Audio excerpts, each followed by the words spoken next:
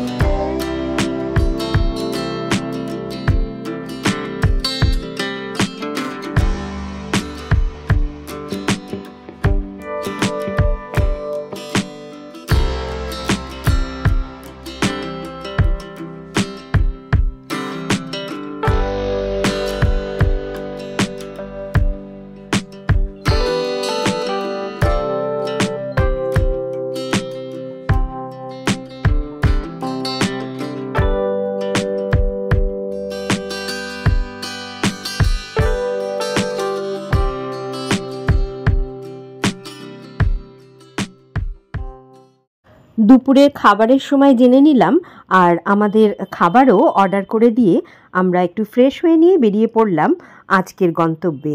প্রথম গন্তব্য ভারতীয় সেনাবাহিনীর জেনারেল শঙ্কর রায়চৌধুরীর পৈতৃক ভিটা দেখতে।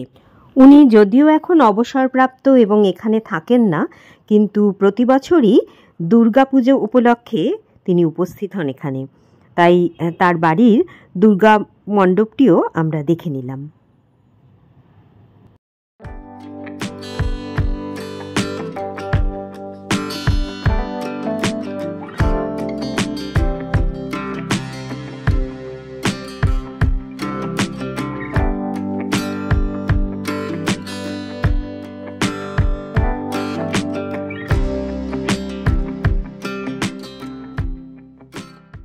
শিব মন্দিরটা আপনারা দেখবেন, এটা হলো টাকি জমিদারদের বংশধর, মানে 19তম বংশধর হলো রামকান্তের পুত্র কালীনাথ মুন্সি।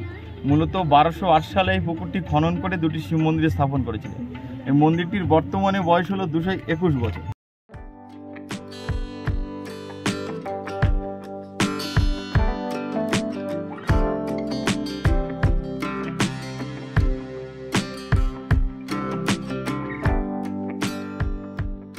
পথে পড়ল স্বনামধন্য টাকি গভর্নমেন্ট কলেজ আর শতাব্দী প্রাচীন টাকি গভর্নমেন্ট হাই স্কুল, যা স্থাপিত হয়েছিল সেই 1891 সালে।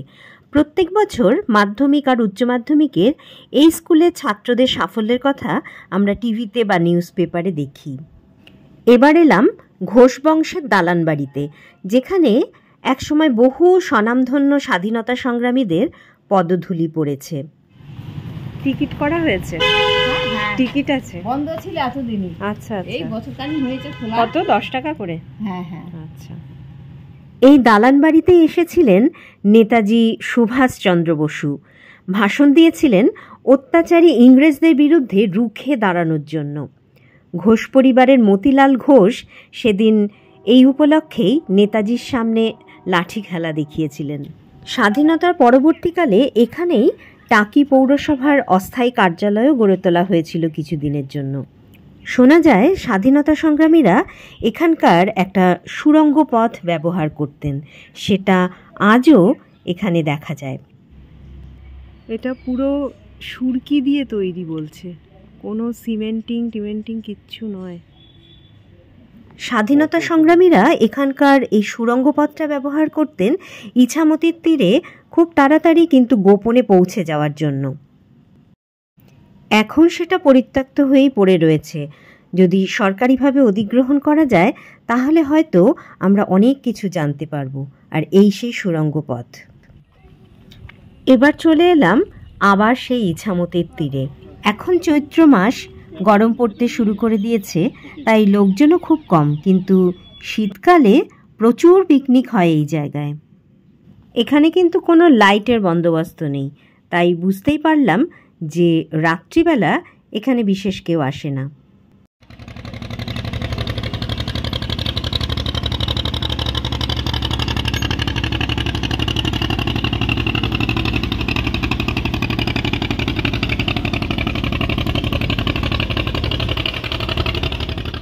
শ্মশানের পাশ দিয়ে চলে এলাম শ্রীমৎ সর্বানন্দগিরি মহারাজ বা এখানকার সবার প্রিয় সোনা ঠাকুর প্রতিষ্ঠিত মায়ের মন্দিরে। আপনারা তো টাকিতে বেড়াতে এসেছেন।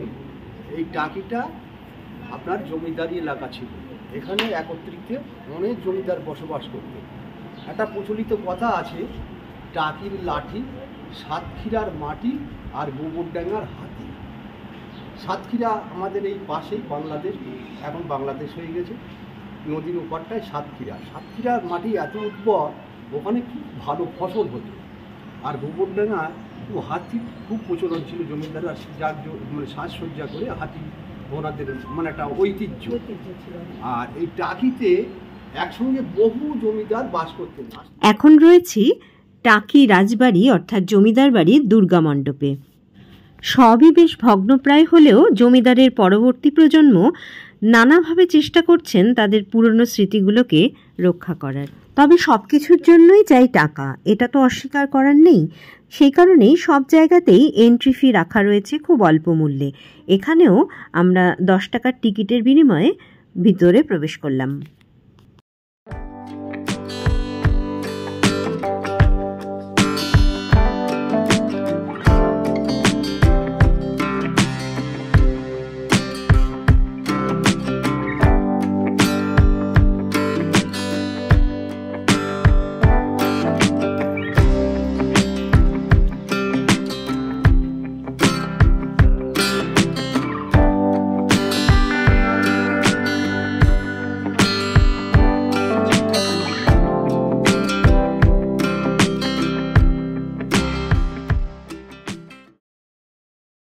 টাকির বিখ্যাত রামকৃষ্ণ মিশন।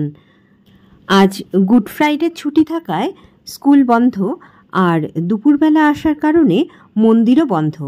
তাই ঠাকুর, মা, স্বামীজির দর্শনও পেলাম না, আর সেই সঙ্গে এই স্কুলটি সম্পর্কেও বিশেষ কিছু ধারণা নিয়ে যেতে পারলাম না।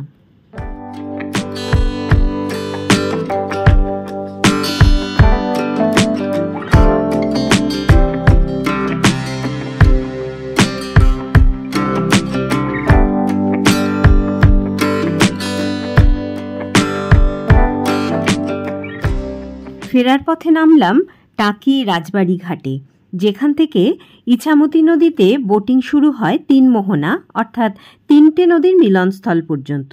মাথাপিছু ১০০ টাকা, আর প্রত্যেক বোটে ১০ জনের বেশি কিন্তু নেওয়া হয় না। তবে আপনি ইচ্ছা করলে ১০০০ টাকার বিনিময়ে একটি বোট ভাড়া করতেই পারেন।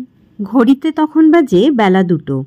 ফিরে এসেই বিশ্রাম বাগানবাড়িতে পেয়ে গেলাম গরমাগরম সুস্বাদু খাবার। ন্যায্য মূল্যে এইরকম তৃপ্তিদায়ক খাবার একমাত্র বোধহয় হোমস্টেতেই পাওয়া সম্ভব। তবে বলে রাখি, প্রত্যেক দিনই খাবারের মেনু বদল হয়, আর আগেই খাবারের কথা বলে রাখতে হয়।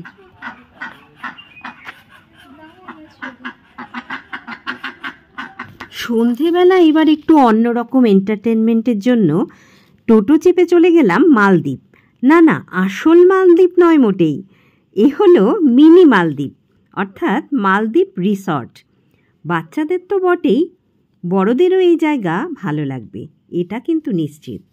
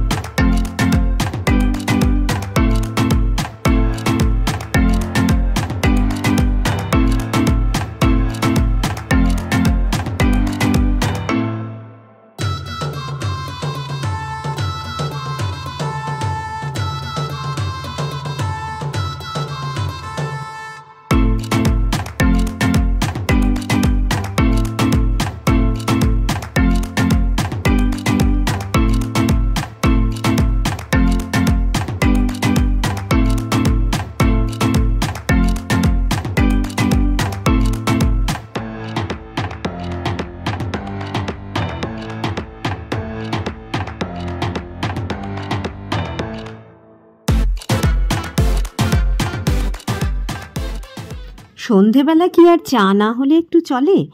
আর একটু কেনাকাটা। কত দাম? ওজন হবে তারপরে। আচ্ছা, দেখুন কতটা হয়। এখানে কি বিখ্যাত না? আমি বলছিল একজন।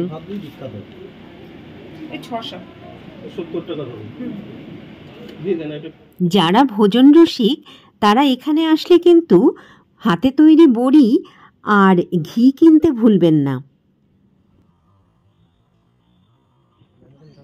এখন সময় সকাল 7:30, আর আমরা বেরিয়ে পড়েছি মিনি সুন্দরবনের উদ্দেশ্যে। বিএসএফ চেকপোস্টে আমাদের সকলের আধার কার্ড জমা দিতে হলো। চেকপোস্ট থেকে 1 কিলোমিটার মতো দূরে টিকিট কাউন্টার থেকে আমরা টিকিট সংগ্রহ করলাম। পুরো এলাকাটাই বিএসএফ নিয়ন্ত্রিত, তাই তাদের নির্দেশ মেনেই ফটো তোলা বা ভিডিও করতে হবে। এখানে কোনো গাইডও নেই বা গাইডের প্রয়োজনও নেই, শুধুমাত্র যেভাবে পথ করে দেওয়া হয়েছে সেই পথ ধরে এগিয়ে গেলেই একটা আলাদা জগতে পৌঁছে যাওয়া যাবে। এখানকার গাছগুলো সব ম্যানগ্রোভ উদ্ভিদ, আর তার মধ্যে গোলপাতা অনেক আছে, সেই কারণে এই জঙ্গলকে অনেকে গোলপাতার জঙ্গলও বলে থাকেন। নির্দিষ্ট পথ থেকে বেরিয়ে যদি কেউ জঙ্গলে নামেন তাহলে কিন্তু বিএসএফ তাদের জরিমানা পর্যন্ত করতে পারে। মিনি সুন্দরবনে আসলে সকালের দিকটাই বেছে নিতে হবে, তার কারণ এত সুন্দর পাখির ডাক শুনতে পাওয়া যাচ্ছে যে মন ভরে যাচ্ছে। আমরা তো আর এটা আমাদের শহুরে ইটকাঠের জঙ্গলের মধ্যে পাবো না, সুতরাং সকালবেলাটা একটু কষ্ট করে আসতে পারলে খুব ভালো লাগবে।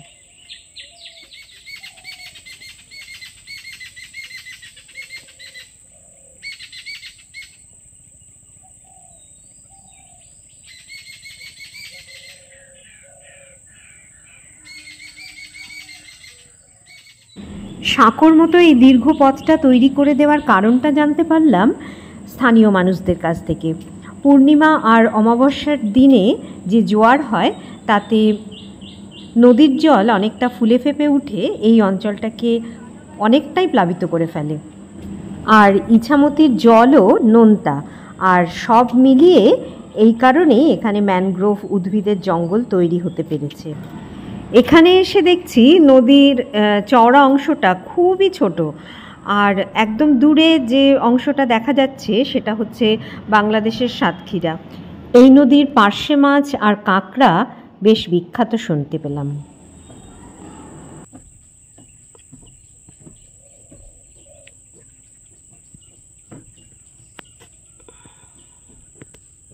এবার তাহলে উপরের দিকে উঠি, দেখা যাক কি অপেক্ষা করে আছে।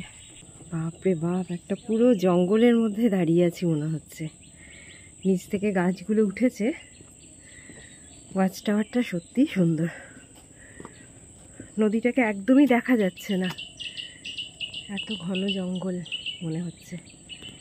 সব সুন্দরবনের হেতাল, কেওয়া, গড়ান, বাইন, কালো বাইন সব মেলানো মেশানো আছে।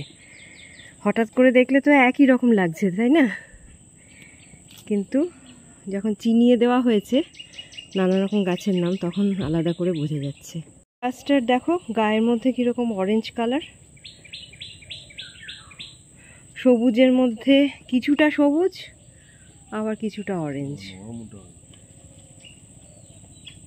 পাতাগুলোও কি অদ্ভুত সুন্দর, দারুণ লাগছে সত্যি। গাছেরও সৌন্দর্য আছে, মানে আমরা ফুল আর ফল নিয়ে মাতামাতি করি, কিন্তু যে কোনো গাছ ইটসেলফ খুব সুন্দর দেখতে। এবার আমাদের ফিরে যাওয়ার পালা। চেকপোস্ট পর্যন্ত আসা আর যাওয়া মিলিয়ে আমরা একটা ভ্যান ভাড়া করেছিলাম, যার মাথাপিছু ভাড়া 20 টাকা করে। অবশ্য ইচ্ছা করলে এই 1 কিলোমিটার পথ হেঁটেও আসা যায় দলবল মিলে।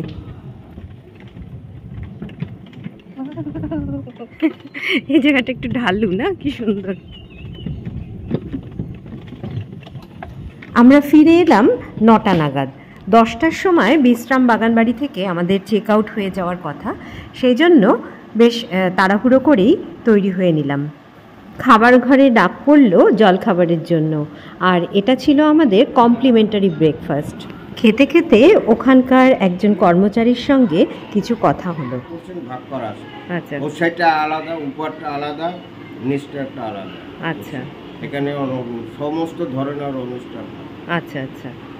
আর যদি কেউ এখানে ধরুন 1 সপ্তাহের বেশি থাকতে চায়, থাকতেই পারে, কোনো অসুবিধা নেই তাতে। মানে ডিসকাউন্ট আছে, ডিসকাউন্ট পাওয়া যায় তাতে। আর অনেক লোক মিলে আসলে ডিসকাউন্ট পাওয়া যায়। হ্যাঁ, সেটাও পাওয়া যায়। হ্যাঁ। এই বাড়িতে কি শুটিংও হয়েছে কখনো? প্রচুর শুটিং। এবারে এই বাড়িটাই শুটিং এর জন্য। তাই? বাড়িটাই শুটিং এর জন্য। আচ্ছা আচ্ছা। আপনার নামটা একটু বলুন। আমার নাম জগদীশ চন্দ্র মণ্ডল। কতদিন আছেন এখানে? 25 বছর। 25 বছর। আমরা অনেক কিছু দেখেছেন। হ্যাঁ। আচ্ছা আচ্ছা, ঠিক আছে। বাড়িটা শুটিং এর জন্যই তৈরি। আচ্ছা, ঠিক আছে, ধন্যবাদ, অনেক কিছু জানালেন।